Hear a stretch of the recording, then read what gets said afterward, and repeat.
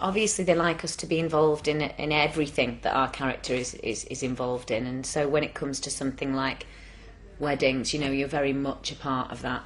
And so it was, you know, to be honest, I didn't have an awful lot of time around that time because I was busy filming, you know, the lead up to the wedding and all the rest of it. So they had to kind of catch me when they could.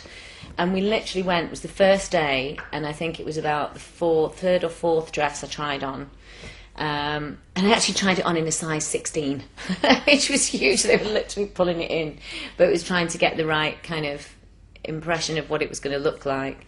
But yeah, it was great. And, you know, I think we had a very specific idea in our heads of what we wanted it to be, because obviously Steve and Michelle didn't have very much money, and so it had to be something that looked like it could be maybe second-hand, or so we went for a vintage theme. And I think the vintage theme was throughout the wedding was kind of a vintage theme, and it was because they'd done everything themselves. So we went for the vintage style wedding dress. To be honest, I didn't feel nervous filming the actual wedding. I was more nervous filming the proposal, because Michelle had to propose to Steve in front of a pub full of cast, and it was big cast like, you know, Eileen Derbyshire and Malcolm Hebden and all of those kind of those characters and those actors that you really kind of know are old school and they've done a lot, they've been around, and then those people are watching you act, and it's like, no, you know, it was kind of quite a big deal.